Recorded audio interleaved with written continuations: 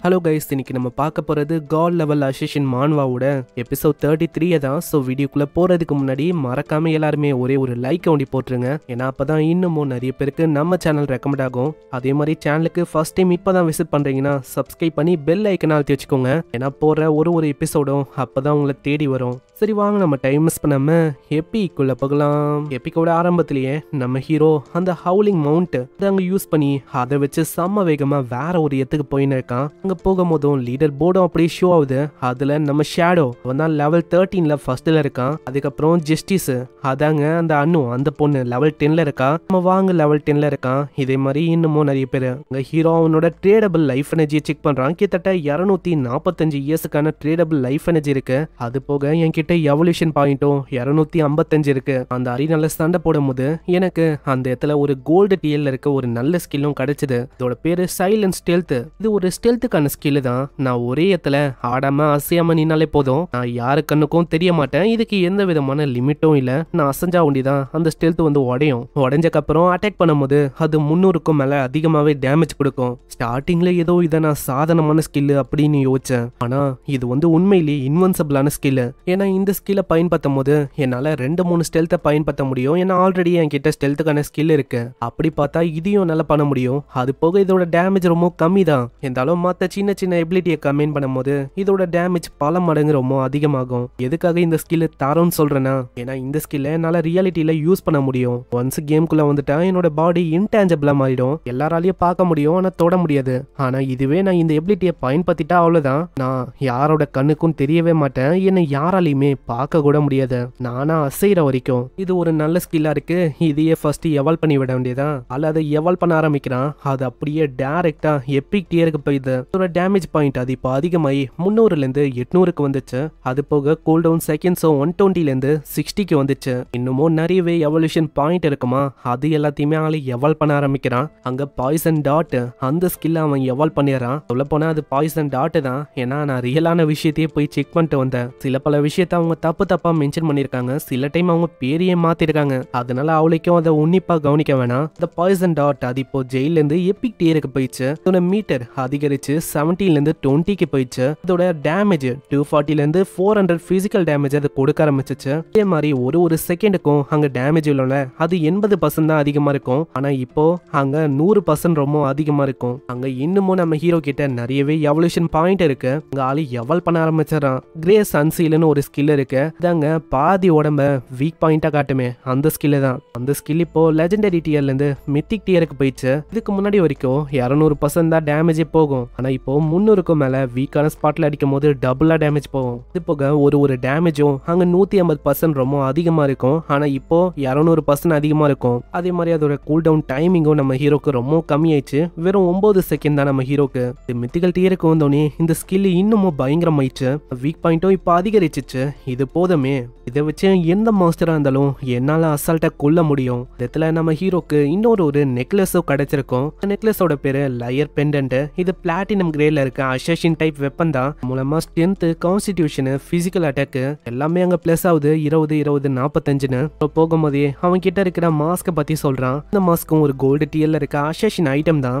ஏன்னா இந்த மாஸ்க் மூலமாவே என்னோட டாச் ரேட் அது 83% இன்னும் அதிகமாகும். அப்படியே ஆளு போகும்போது முன்னாடி ஏதோ ஒரு பயங்கரமான பிளாஸ்ட் ஏற்படுது. இந்த இடத்துல நம்ம ஷேடோ அப்படியே நிக்கிறான். அங்க ஏதோ ஒரு வித்தியாசமான மண்டை மாதிரி ஏதோ ஒரு விஷயம் தெரியுது. நல்லா உத்து பார்த்தா அதோட உடம்பே மொத்தமா செயினால ஆயிருக்கு. அதோட கை காலு எல்லாமே செயின் தான்.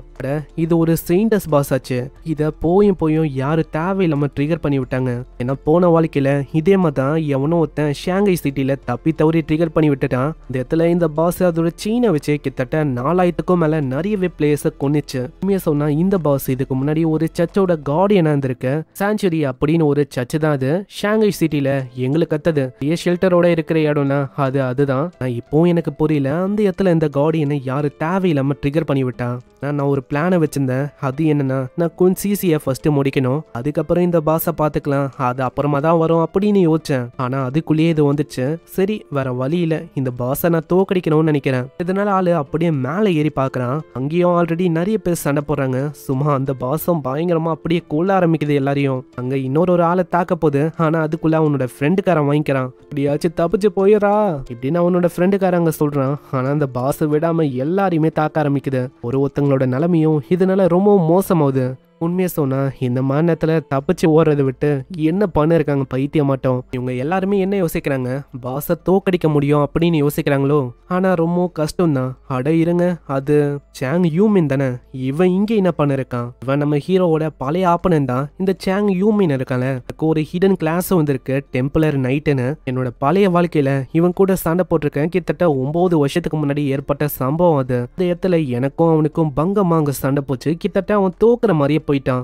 கடைசி நேரத்துல சில பல கேவலமான ட்ரிக்ஸை யூஸ் பண்ணி அப்படியே ஆளு ஓடி போயிட்டான். அதே மாதிரி என்னோட பழைய வாழ்க்கையில இந்த செயின்டஸ் கார்டியனை தோக்கச்சது இந்த மிங்கு தான். அதனாலேயே நிறைய பேர் இப்படி பேச ஆரம்பிச்சாங்க.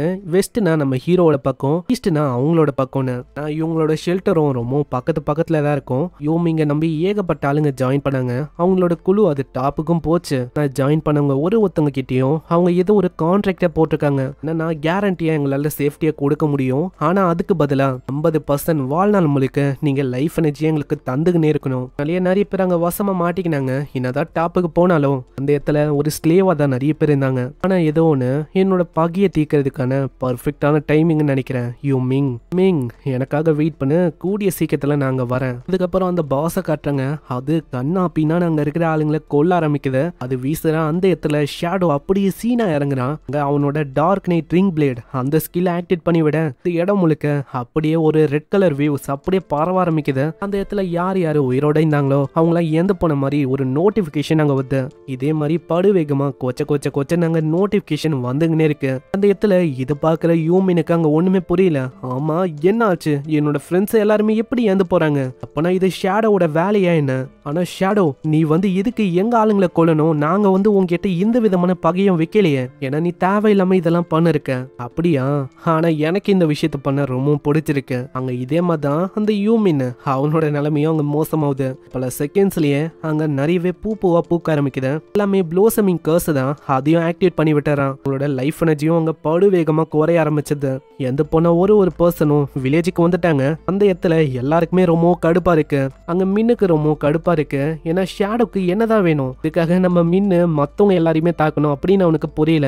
ஒரு சைடு பின்னாடி இருக்க அந்த பையனும் சொல்றான், பாஸ் என்னோட லைஃப் எனர்ஜி 0க்கு போயிடுச்சு.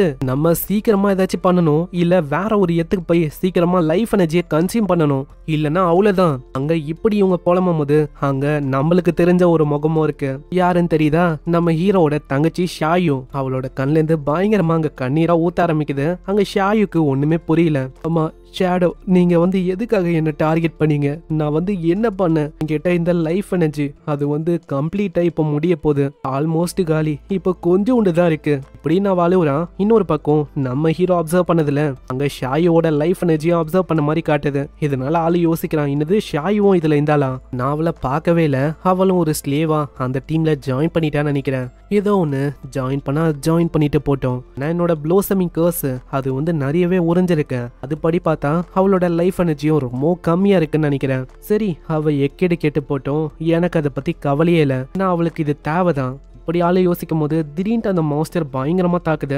வந்த வேகத்துக்கு அந்த இடமே அப்படியே புகை மூட்டமாயிடுது. எல்லாம் பார்க்கும் போது நம்ம ஷேடோ எப்படியோ அவங்க தப்பிச்சிட்டான். அவன் கிட்ட டாச் ரேட் ரொம்ப அதிகமா இருக்கு. இந்த மாதிரி அட்டாக் எல்லாம் அசால்ட்டாங்க விழவே விழாது. இன்னொரு பக்கம் அந்த மாஸ்டரும் யோசிக்குது, ஆமா என்ன இது அதிசயமா இருக்கு. அட்டாக் பண்ணும்போது என்னோட பிளேட்ல ரத்தம் இருக்கணும். ஆனா இங்க ரத்தமே இல்லையே. ஆனா அது அவளுக்கும் கண்டுக்காம அது கண்ணா பின்னான்னு அங்க ஒரு ஃபார்மேஷனை உருவாக்கி பயங்கரமா தாக்குது. ஆனா அதுக்கு தெரியல நம்ம ஹீரோவும் அங்கேதான் இருக்கானு. அவளு மேல போயிட்டு ஏகப்பட்ட ஷேடோ ஸ்லாஷஸ் அவன் வர்றான். ஆல்ரெடி ஒரு ஸ்கில்ல லெஜெண்டரி டியர்ல இருந்து மித்திக் அவன் கொண்டு போயிட்டான். அதனால இப்போ பாதி உடம்பு வீக் ஸ்பாட் தான். அந்த இடத்துல ஒரு அட்டாக் படும் போதும் அங்க 7000க்கும் மேல நிறையவே டேமேஜ் போகுது. ஒரு ஹெல்த்தும் இதனால ரொம்ப கம்மியாயிது.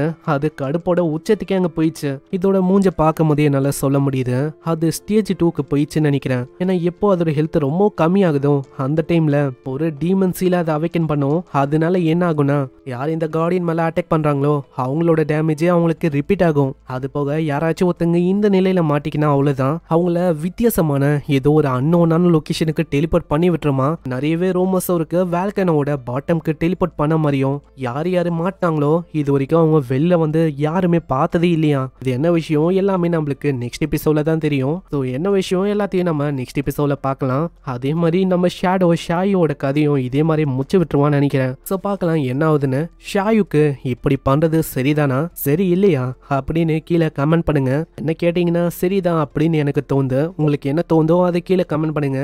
கமெண்ட் பண்ணி விட்டுருங்க. கண்டிப்பா ஏதாச்சும் ஒரு எபிசோட்ல அதையும் நான் போட்டு விடுறேன். நான் அவங்கள நெக்ஸ்ட் எபிசோட்ல சந்திக்கிறேன். தேங்க்யூ ஃபார் வாட்சிங். சைனரா.